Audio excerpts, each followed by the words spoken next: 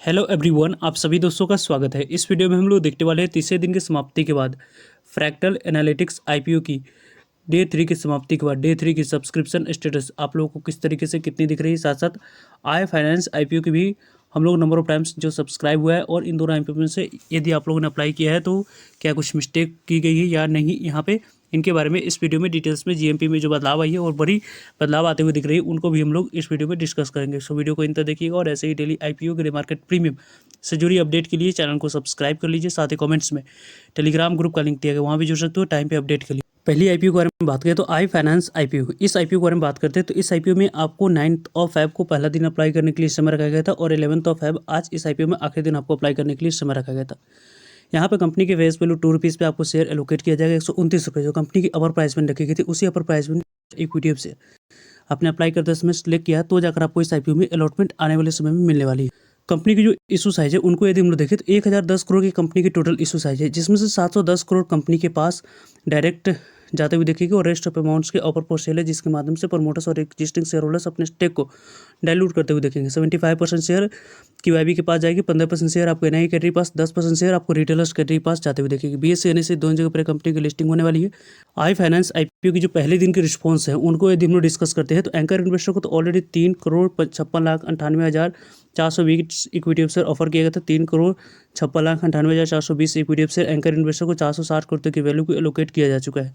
यहाँ पे QIB category के बारे में बात करें तो 1.62 टाइम तक आईपीओ क्यूआईबी कैटेगरी में सब्सक्राइब होते हुए दिख रही है। लगभग यहाँ पे 2,30,22,590 इक्विटी शेयर के लिए 3,72,41,220 इक्विटी शेयर की बोली लग चुकी है। 480 करोड़ की बोली लेने की वजह से आईपीओ 1.5 गुना से ज़्यादा सब्सक्राइब हुआ है। इस आईपीओ में जो 1.5 गुना तक क्यूआईबी कैटेगरी में सब्सक्राइब हुई उतनी अच्छी रिस्पॉन्स नहीं है, जिसके अकॉर्डिंग काफ़ी अच्छी लिस्टिंग की एक्सपेक्टेशन इस आईपीओ में रखी जा सके। मार्केट कंडीशन अच्छी नहीं रही तो यहाँ पे डिस्काउंट में श्योर है कंपनी लिस्ट होते हुए दिखेगी, इसकी चांस ज़्यादा बन रही है।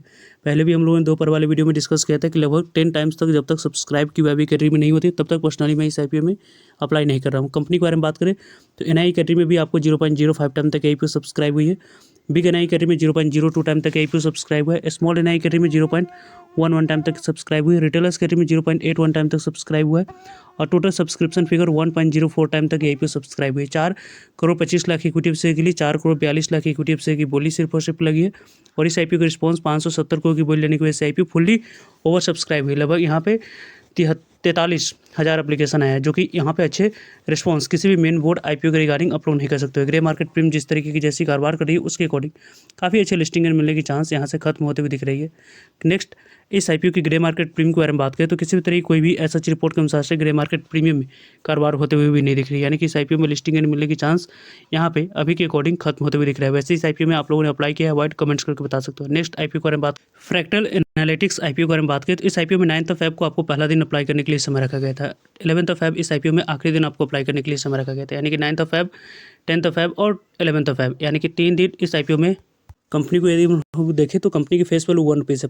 अपर प्राइस में ₹900 जो रखा गया है उसी ₹900 अपर प्राइस पे यहाँ पे अप्लाई किए होंगे और 16 इक्विटी ऑफर मिनिमम आप लोगों ने अप्लाई किया होगा तो जाकर आपको इस आईपीओ में अलॉटमेंट मिलते हुए देखिए। वैसे यह कंपनी जिस तरीके की जैसी यूनिक बिजनेस मॉडल ऑन कर रही थी उसके अकॉर्डिंग काफ़ी अच्छी रिस्पांस इस आईपीओ में मिलनी चाहिए थी, लेकिन अभी तक उस तरीके की वैसी रिस्पांस इस आईपीओ में नहीं दिख रही है। क्योंकि कंपनी के बारे में बात करें तो 2833-34 करोड़ की लगभग टोटल इशू साइज है, जिसमें से 1023 करोड़ कंपनी के पास डायरेक्ट जाएगी और रेस्ट ऑफ अमाउंट्स के बारे में बात करें तो ऑफर फॉर सेल है, जिसके माध्यम से 2,01,15,555 इक्विटी शेयर प्रमोटर्स और एग्जिस्टिंग शेयर होल्डर्स अपने स्टेक को डाइल्यूट करते हुए देखेंगे। बुक बिल्डिंग आईपीओ बीस से निश्चित दोनों जगह पर कंपनी की लिस्टिंग होने वाली है।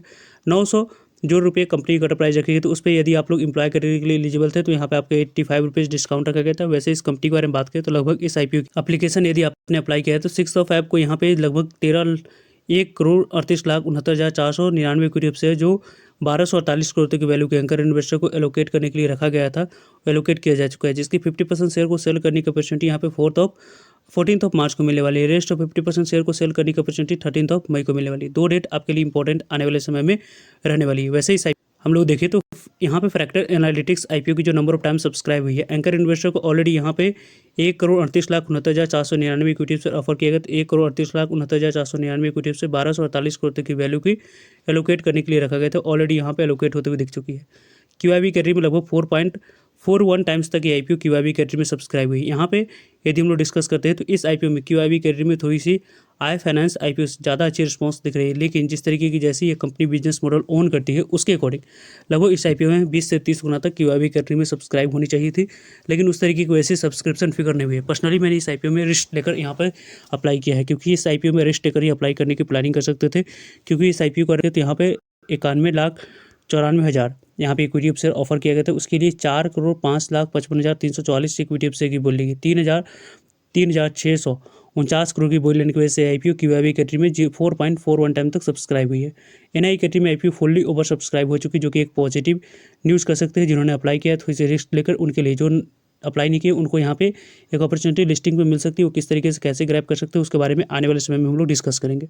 यहाँ पे एनआई कैटेगरी में 1.11 टाइम तक सब्सक्राइब हुई। 46,12,737 इक्विटी शेयर के लिए 51,27,888 इक्विटी शेयर की 88 इक्विटी शेयर की बोली गई। 461 करोड़ की बोली लेने की वजह से आईपीओ एनआई कैटेगरी में 1.11 टाइम तक सब्सक्राइब हुई है। बिग एनआई कैटेगरी में लगभग आईपीओ 1.24 टाइम तक सब्सक्राइब हुआ है, यानी कि इस आईपीओ में बिग एनआई कैटेगरी में 1.24 टाइम तक सब्सक्राइब हुई। 30,75,158 इक्विटी शेयर के लिए 38,05,904 इक्विटी शेयर की बोली लेगी। 342 करोड़ की बोली लेने की वजह से आईपीओ 1.24 टाइम तक आईपीओ सब्सक्राइब हुई है। स्मॉल एनआई कैटेगरी में लगभग आईपीओ 0.86 टाइम तक सब्सक्राइब हुआ है, यानी कि इस आईपीओ में 15,37,579 इक्विटी शेयर के लिए 13,21,184 इक्विटी शेयर की बोली लेगी। 119 करोड़ की बोली लेने की वजह से आईपीओ 0.86 टाइम तक आईपीओ स्मॉल एनआई कैटेगरी में सब्सक्राइब हुई है। रिटेलर्स कैटेगरी के बारे में बात करते हैं तो रिटेलर्स कैटेगरी में 1.11 टाइम्स तक सब्सक्राइब हुआ, यानी कि इस आईपीओ में रिटेलर्स कैटेगरी में आपको अलॉटमेंट मिलने की चांस थोड़ी सी मैक्सिमम है। किन्होंने यहाँ पे जिनके द्वारा यहाँ पे कुछ मिस्टेक किया गया उनको यहाँ पे इस आईपीओ में अलॉटमेंट मिलने की चांस थोड़ी सी कम है, लेकिन जिन्होंने किसी भी तरीके कोई मिस्टेक नहीं किया तो मैक्सिमम चांस है कि इस आईपीओ में आपको अलॉटमेंट आने वाले समय में मिलते हुए दिख जाए। वैसे इस कंपनी को यदि हम लोग डिस्कस करते हैं तो लगभग इस आईपीओ की जो आपको अभी तक जो नंबर ऑफ टाइम सब्सक्राइब हुई उसके अकॉर्डिंग बात करें तो यहाँ पे रिटेलर्स कैटेगरी में 30,75,000 इक्विटी शेयर ऑफर किया गया था। 33,85,000 इक्विटी शेयर की बोली गई। 304 करोड़ की बोली लेने की वजह से आईपीओ 1.10 टाइम तक आईपीओ सब्सक्राइब है। एम्प्लॉय कैटेगरी के बारे में बात करते हैं तो 0.65 टाइम तक आईपीओ एम्प्लॉय कैटेगरी में सब्सक्राइब हुई। टोटल नंबर ऑफ टाइम्स के बारे में बात करें तो यहाँ पे 2.81 टाइम तक सब्सक्राइब हुआ है, यानी कि इस आईपीओ में बात करें तो 1,76,18,000 इक्विटी शेयर के लिए 4,95,44,112 इक्विटी शेयर की बोली गई। 4,458 करोड़ की बोली लेने की वजह से आईपीओ 2.81 टाइम तक सब्सक्राइब हुआ है। जिस तरीके की जैसे number of times IPO subscribe हुई उसके अकॉर्डिंग काफ़ी अच्छे नंबर ऑफ टाइम्स आईपीओ की सब्सक्रिप्शन फिगर नहीं कर सकते। जिन्होंने यहाँ पर रिस्क टेकर थे जिनके द्वारा अप्लाई नहीं किया उनकी यहाँ पर अच्छी बात है, क्योंकि इस आईपीओ की अभी तक की जो ग्रे मार्केट स्टार्ट हुई पे स्टार्ट हुआ था।